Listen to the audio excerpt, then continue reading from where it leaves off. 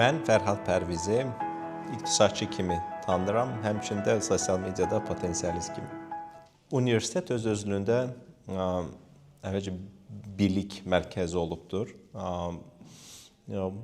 Bu yavaş-yavaş düşünürəm öz aktuallığını itirməkdədir, çünki bilik çox rahat şəkildə indi qeyri-universitetdən də əldə oluna bilir. Harvard'ın, Stanford'ın professorlarını rahat şəkildə mühazirələrini onlayn şəkildə tam ödənişli şəkildə qulaq asmaq olar. Bir çox kurslar var, onlayn proqramlar var. Həmçində süni intellektin inkişafı ilə bilik indi hal-hazırda telefondadır. Sırf bilik perspektivindən danışırıqsa, biliklər əldə etmək perspektivindən. Universitetin digər iki dənə funksiyası qalır. Hansıları ki, hələ ki başqa bir yerdən biz götürə bilmirik. Birincisi, intizamlı şəkildə hansısa bir məqsədin üçün 4 il getmək bacarığıdır. Mən düşünürəm, bu çox vacibdir və universitet məhz bunu öyrədir. Sənin bir qərarın var, sən bu qərarı vermirsən və 4 il onun arxasıca gedirsən. Bu həm insanın özünə yaxşıdır, çünki gənc yaşlarında adətən intizamımız çox da yaxşı olmur və universitet bunu öyrədir. Üzərində iş, məsuliyyət götürmək bu vacibdir. Bunu əlbəttə ki, işdə də birbaşa əldə edə bilərsiniz, amma universitet ən azından bu bacarığı verir. Nə düşünürəm, üçüncü vacib bacarıq hansılar ki, bir çox insanlar tam dərk eləmir, amma universitet də bir şəbəkələşmə bir yeridir, networking deyirik, belə müasir bir termin var. Əgər siz baxsanız bütün milyarderlərə, yeni milyarderləri, Mark Zuckerberg olsun, o öz tələbə yoldaşları ilə biznes qrupdur. Və universitet də bəs bu şəbəkələşmək üçün çox münbit bir şərait yarada bilər ki, harada ki, sən həm fikirlərini tapa bilərsən. Şəbəkələşmə imkanları çox vacibdir. Ona görə, məsələn, universitet seçimində hal-hazırda bilikdən daha çox insanlar baxmalılar ki, mən orada nizamlı, intizamlı şəkildə inkişaf edə biləcəm, mən disiplinimi artıracaqmı və mən orada hansı əlaqələr qura biləcəm. Bax, onun üzərində fokuslaşsalar, düşünürəm, daha yaxşı olar. Nəinki yalnız bilik üzərində. Forumda da qeyd etdim, işə götürən adətən iki göstəriciyə baxır. Birincisi səriştədir, nə qədər səriştəlisən və bunu sənə universitet verə bilər. Və ikinci ən vacib məqam sənin nə qədər güvənli olmağındır. Əgər biz belə bir şkala çəksək, Y xətti üzərində əgər bizdə səriştədirsə, X xətti üzərində bizdə güvəndirsə, ən ideal işçi yüksək səriştəli və yüksək güvənli olandır. Amma real olaraq belə işçilər tapmaq mümkün deyil, xüsusən təzə tələbəlikdən çıxanlardır. Onlar nisbətən səriştəli olur, güvən məsələsi ümumiyyətlə bilinmir. Yəni ki, rəhbər onu tanımır və bu səbəbdən ona güvənməyəcək vaxt lazımdır ki, onu sübut eləsin. Amma əgər siz rəhbərin yanına 2 nəfəri qoysanız, biri çox səriştəlidir, amma güvənli deyil, digərisi çox güvənlidir, amma səriştəlidir. Rəhbərlərin 99%-i çox güvənli və səriştəlisini seçəcəkdir. Çünki səriştəni sən artıra bilərsən iş prosesi dövründə, amma güvənliyi iş prosesi dövründə artırmaq daha çətindir, nəinki səriştəni. Mən bir çox karyera inkişaf forumlarında iştirak edirəm. Məsəl üçün, logistika sferasında bir neçə şirkəti şirkəti ilə danışmışam. 4 il, misal üçün, digər universitetlərdə logistika sahəsində bir proqramlar var. Və mən oradan tələbələr götürəndə mən bir sual verirəm. Onlar deyirəm, gömrük bəyannaməsi doldura bilir 4 ildən sonra. Onlar deyirlər, yox, bilmirlər. Deyirəm, gömrük bəyannaməsi nədir ki, sən logistikada 4 il oxuyasın, bir dənə gömrük bəyannaməsi doldura bilməyəsən. Bu praktikdir. Ya da ki, yol vərəqəsini doldura bilirlər, yoxsa onu da doldura bilmirlər. Deyirəm, siz 4 il onda nə oxumusunuz orada? Və bu, əslində istənilən kursda 3-4 aya keçirilən bir şeydir. Amma sən 4 il oxuyursan, logistika üzrə bakalavr pilləsini alırsan, hətta magistr pilləsini alırsan və yenə də gömrük bəyannaməsini doldura bilmirsən. Əgər mən gedəcəm, 16 yaşında bir nəfəri kursa yazdıracam, 4-5 ay onu təlimləndirəcəm, 300-400 manatla onu işə götürəcəm və sənin o 6 il universitet oxuduğun zaman o artıq gəlib puxtələşmiş bir mütəxəssis olacaqdır. Mənə o lazımdır biznes olaraq. Ona görə mən bizneslərdə anlayıram ki, niyə görə onlar təcrübə istəyirlər və bugünkü dövrdə əgər sən gəlib 22 yaşına çatmısansa və heç bir biznes təcrübən yoxdursa, mən düşünürəm ki, sən bir özünə baxmalıdır həmin bir tələbə. Yəni ki, indiki dövrdə 13-14 yaşından belə iş imkanları var, qazanmaq imkanı. Mən Sovet dövründə doğulmuşam da 82-ci illərdə. Bizdə nə sosial media menecmenti var idi, nə süni intellektlə video yaratmaq var idi, nə çıxarım mən evimin qarşısında limonad satım, yəni ki, belə bir imkanı yox idi da. Sizdə indi var da. Və əgər sən 22 yaşına çatmısan və ömründə 1 qəpik pul qazanmamısansa, problem səndədir. Problem biznesdə deyil ki, o səndən təcrübə istəyir. Bax, bunu düşünürəm. Hamı özündən başlamalıdır. Mən 22 yaşımda nə etdim ki, sübut edim ki, mən bacarıqlıyam. Universitetdən öncə təcrübə qazanmalıdırlar.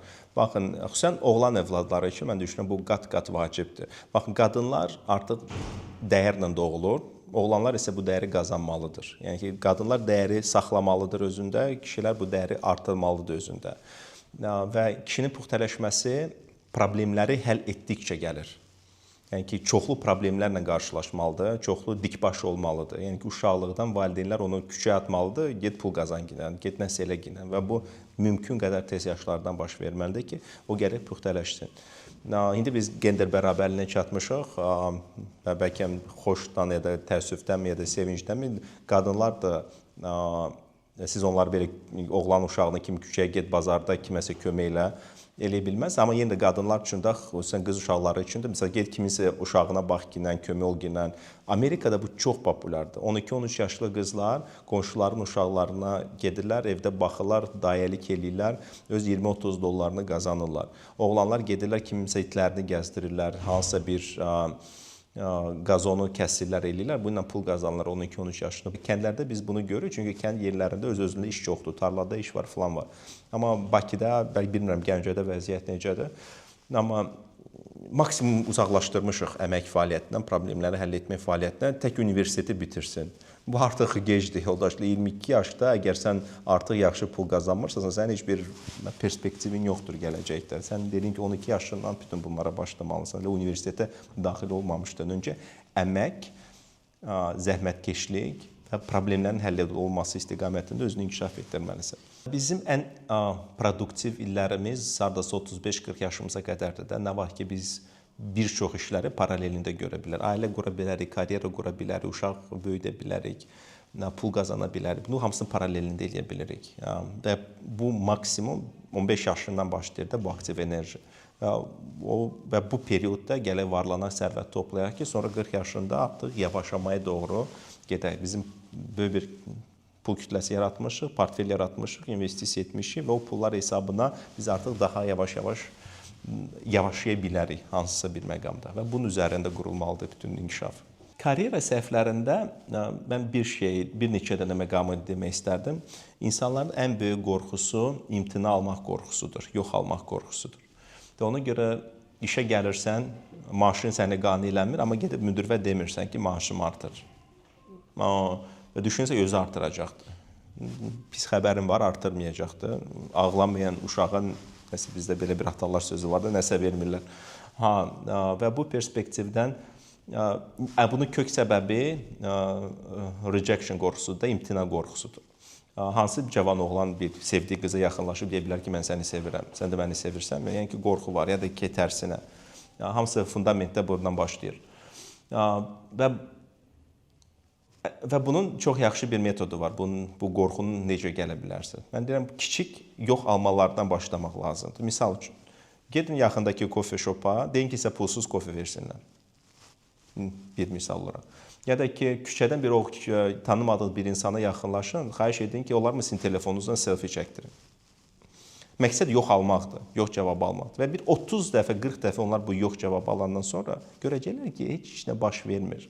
Biz insanlar çox egoistik. Biz özümüzü o qədər yüksək səviyyədə görürük. Biz düşünürük ki, bizə yox desələr, biz bütün Azərbaycanda biabır olacağıq. Yəni ki, 5 dəqiqədən sonra səni heç kim xatırlamayacaq da, yoldaş. Gəlib pulsuz kofe istədiyini, kimdənsə selfie çəkmək istədiyini, kimdənsə tanımadığı insandan gedib bir 5 manat borca götür ginən. Yəni ki, borca yox, sadəcə pul istə ginən. Bax, bu kiçik imtinalar sonda insana bir gözünü açır ki, heç nə pis şey baş vermədi əslində.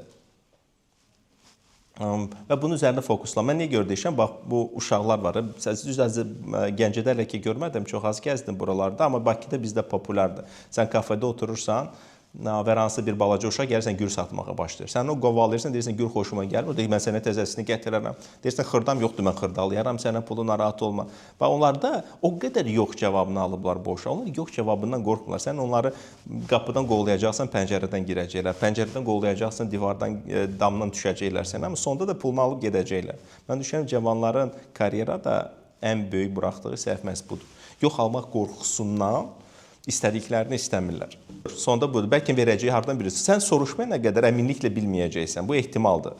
Bəlkə soruşacaqsa deyəcək, əla. Əlbəttə ki, orada yanaşma lazımdır. Onlar bilməliyik. Mən bu dəyəri qatıram. Mən şirkət üçün falan qədər pul. Bunda dialoq aparma var. Bu da çox vacibdir ki, mən nə dəyər qatmışam, mən nə qədər şirkətə pul qazandırmışam, mən müdirin vaxtında nə qədər qəyanət etmişəm. Bütün bunları gətirirsən. Bax, mən sənin üçün bütün bunları etmişəm. Mən düşünürəm ki, mən daha çox pul verə bilərsən. Sadəcə gəl mənə daha çox pul ver deyil əlbəttə ki. Sən gəlib göstərərsən, niyə görə sənə bu pulu versin. Amma insanlar hətt etdikdə belə, mən bunu çoxlu müşahidə etmişəm. Çox yaxşı nəticələr göstərirlər, amma gedib demirlər. Və yəni də atalar sözləri hələ belə gəlməyibdir də bizim həyata. Onlar atalar biliblər nədir. Ağlamayan uşağa süd yoxdur, təəssüflər olsun. Yahudilərin bir yaxşı müdriklüyü var. Onlar hər oğlan övladını mütləq hansısa bir musiqi alətini öyrədirlər uşaqlıqdan. Səbəb sizcə nədir, bilirsinizmi? Onlar ən pis halda o küçədə gedib alət çalıb pul qazana bilər. Salon ustaları çox yaxşı pul qazanacaqlar, motoristlər çox yaxşı pul qazanacaqlar, mühərrik ustaları. Ona görə mən düşünürəm ki, bütün bu dəyişiklikləri nəzərə alaraq hər bir insan, istər xanım olsun, yəni istərsə kişi, əli ilə nəsə etməyə bacarmalıdır, təkcə beyinlə yox. Beyinlə qazanılan pulların əksəriyyəti mən düşünürəm yox olacaqdır. Çünki onu süni intellekt bizdən qat-qat yaxşı eləyəcəkdir. Amma əllə qazanılır. Salon ustaları, manikür, pedikür falan, haradakı əl işi var. Onlar düşünürəm bir xeyli müddət hələ aktual qalacaqdır. Onları robotlar gələ əvəz etsin. Robotların hələ Azərbaycana gəlib getməsinə bir 100 il var. Ona görə hələ ki rahatdırlar. Amma o da əvəz olunacaqdır sonra. Əl işi də əvəz olunacaq, amma hələ ki var. Alçıpan, santexnik, elektriklər indi hüquqşünaslardan ABŞ-də çox qazanır. Santexniklər indi hüquqşünaslardan çox qazanır ABC-də. Yəni ki, bunun üçün ali təhsil lazım deyil. Bunun üçün peşə təhsili yetərincə tam bağlayır bütün ehtiyaclar. Bu barədə düşünməlidir. Oğlum böyüyür, burada da yanımda oturubdur. Mən də məhz onu deyirəm ki, elektrik işi, yəni haradasa əllə nəsə quracaqsansa, o istiqamətdə inkişaf etdirmək lazımdır. Mən misal üçün idmanı çox sevirəm. Hansısa bəlkə bir məndə biraz vəziyyət başqadır. Mən maliyyə azadlığına gəlib çatmışam. Mən plan minimum getirmişəm də. Mənim indi pulsuz qalmaq ehtimalım həmişə var, amma yenə də işsiz qalmaq ehtimalım var, amma yenə də boş-boşuna olmayacam da. Mən plan minimum yerinə 40 yaşıma qədər lazım olan maliyyə vəsaitini toplamışam. Amma yeni nəsil üçün buna gəlib çatmaq qat-qat daha çətin olacaqdır. Amma ona qalsa mən də əl işimlə mən çox yaxşı alçıpan quraşdıra bilirəm, çox yaxşı ev təmir edə bilirəm. Ən pis halda gedəcəm, oyuna məşğul olacam. Bütün pullarımı itirdiyim halda. Bax, mən düşünmürəm ki, bərbərləri, salonda işləyən ustaları robotlar əvəz edəcək. Çünki Yaponiya bunu dəniyibdir. Misal üçün, restoranların bir çoxunu robotlara keçirmişdilər. Robotlar şef idi, robotlar ofisiant idi, filandır. İnsanlar istəmirlər ki, onları qulluğu robotlar etsinlər. Yəni ki, bu fundamental bir insan dəyəri var. Sən salona gedəndə sən sadəcə saç kəsimi üçün getmirsən, dedikodu etmək üçün gedirsən, filan rəfiqəm nə oldu, o sənin yanına gəldi filan. Bu sosiallaşma var da bütün bunların içərisində. Eyni olar restoranlarda.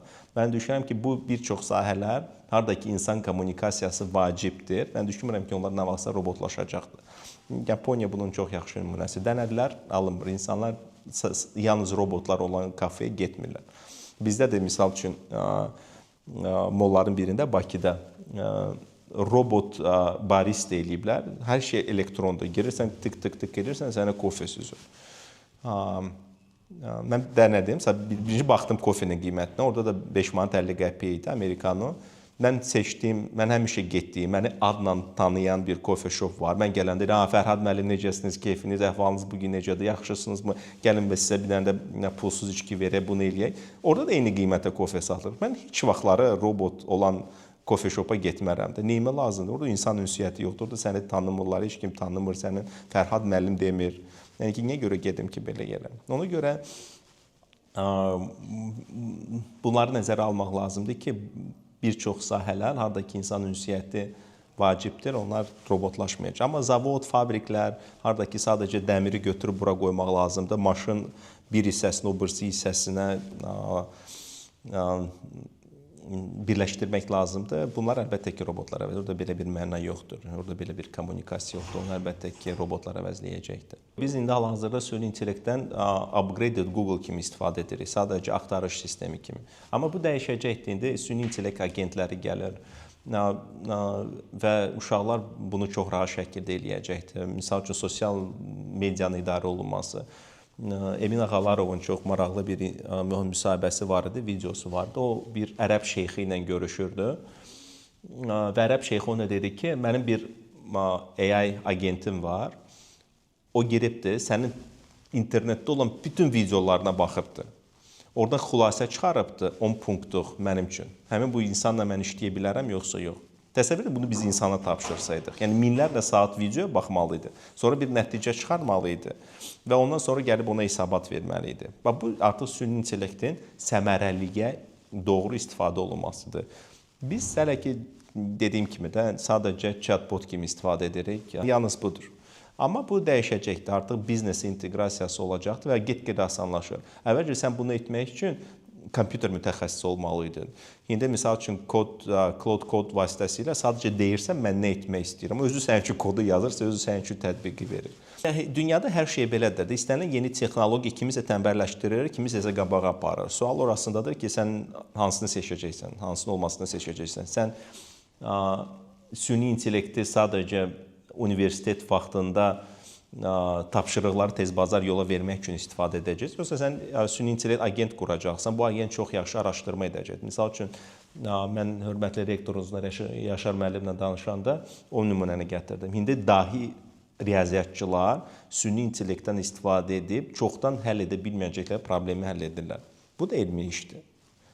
Sadəcə computing power'da dediyimiz hesablama gücü olmadığına görə bəlkə kompüterlərdə bunu edə bilmirdilər. İndi bu var, onu edirlər. O da alimdir. Amma bu günləri magistr işini yazan tələbə sırf hamısı süni intellektdən, o da süni intellektdən istifadə edir. Birincisi qabağa gedəcəkdir, yeni bir araşdırma edəcəkdir, yeni bir elmi bir iş üzə gətirəcək. Digəri isə sadəcə cheating eləyəcək, necəsə bir diplomunu alıb gedib gedəcəkdir. Və bu insanın öz seçimidir. Mən həmişə bu sualı verirəm, hətta bu süni intellektdən universiteti yola vermək istəyən uşaqlar üçündür. Bəlkə həqiqətən onlar universitetə yola vermək üçün gəliblər. Nədir ki, okey də, nə faydası olacaqdır onda onların bütün bu işlərdən? Heç bir faydası olmayacaq. Kimsə əsgərlikdən qaçır, kimisə valideynlər salıbdır bura, deyil, yox, mənim uşağım mütləq diplomlu olmalıdır. Mən misal üçün öz oğlumun nümunəsində deyirəm ki, bax, sən 9-cu sinifə gedirsən indi. Mən olsaydım və bir balaca bəlkə daha cəsarətli olsaydı, mən səni 9-cu sinifdən çıxarardım məktəbdən. Qoyardım səni texnikuma. Azərbaycan, Bakıda xüsusən peşə məktəbləri çox yaxşı inkişaf edibdir. Koreyalılar çox yaxşı avtobus təmiri mərkəzi açıblar Bakı peşə təhsil mərkəzində. Mən böyük məmnuniyyətlə səni ora qoyardım 2 il. Sən orada bir motorist olardın. Sonra 2-3 il səni qoyardım hansısa bir servis, hansısa bir yaxşı ustanın yanına. Onun yanında bir işləyərdin, eləyərdin və mənim imkanım çatır ki, mən sənə 20 yaşın tamam olanda, yəni ki 2 il təhsil, 3 il təcrübə, 20 yaşın olanda mən sənə hazır bir dənə maşın təmiri bir yeri alım, verim sənə işlətginə. Və sən orada 20 yaşında artıq 10-15 min manat qazanacaqsan rahat şəkildə. Onu istifadə etməklə. 30 yaşında sən artıq 5-10 dənə belə bir mərkəzin olacaqdır. Və sən 40 yaşında artıq ildə milyonlar qazanacaqsan. Mənə bir xanım müraciət edibdir. Mən biznes konsultasiyalar verirəm də biznes sahiblərinə. Və çox bahalıdır bu konsultasiyalar. O deyir ki, mən qaş ustasıyam. Sizin konsultasiyaya ehtiyacım var. Mən də deyirəm, mənim konsultasiyamın qiyməti 500 manatdır, ya da əgər onlayn, ya da 1000 manatdır, üzbəyüzdür. Deyir, problem yoxdur.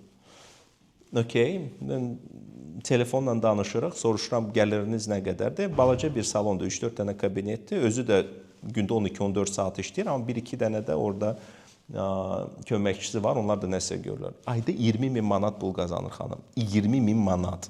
Yəni təsəvvür edin. Və deyir ki, mən 4 mərtəbəli bir obyekt götürmək istəyirəm, artıq tam böyük bir gözəllik salonu açmaq istəyirəm. Mən sizə sualım var. Siz Gəncədə Dövlət Universitetdə dərs deyir. Buradakı hansı tələbələr 30 yaşında çıxandan sonra 20.000 manat pul qazana biləcəklər? Və bugünkü bazarlığın reallığı budur. Və buna hazır olmaq lazımdır. Bugünkü gəncliyə bəlkə son ismarıcım odur ki, baxın, mənasız həyat sürmək, məqsədsiz həyat sürmək nədir də sənin bir məqsədin olmalıdır. Əgər məqsəd bugün mən özüməmsə, bu məqsəd deyil öz-özlüyündə. Siz bir xeyli çətinliklərlə üzləşəcəksiniz. Çünki səni irəli aparan həmişə bir ideya olmalıdır. Yəni ki, həyat çətinliklərlə doludur və bu çətinliklər baş verəndə, sən depressiya düşəndə, səni yeganə o depressiyadan çıxaracaq məsələ sənin ali məqsədin olacaqdır. Məsəl üçün, bu uşaqlar ola bilər, bu hansı bir strategiya ola bilər, bu dövlətçilik ideyası ola bilər, bu vətənpərvərlik ideyası ola bilər və sən həyatının mənasını çıxarandan sonra, əgər həyat yalnız bugün zövq almaqdan ibarətdirsə, növbəti çətinlikdə sən sadəcə qırılacaqsan, depressiya düşəcəksən, depressiya düşəndə ondan çıxa bilməyəcəksən. Ona görə düşünürəm ki, mənasız həyat sürməsinlər. Bir məna kəsb edən bir missiyalar olsun və bu missiyaların icrası arxasınca getsinlər. Həyat çox çətindir. Nə qərar verəcəklərsə verəcəklər, onun mənfi və müsbət tərəfləri olacaqdır. Evlənsələr də peşman olacaqlar, evlənməsələr də peşman olacaqlar. Evlənsələr də xoşbəxt olan anlar olacaqdır, evlənməsələr də xoşbəxt anlar olacaq. Uşaq doğsalar da peşman olacaqlar, doğmasalar da peşman olacaqlar. Uşaq doğanda da xoşbəxt anlar olacaqdır, uşaq doğmayanda da xoşbəxt anlar olacaqdır. Hər kəs öz xoşbəxtliyini seçir sadəcə olaraq. Məsləhətim budur.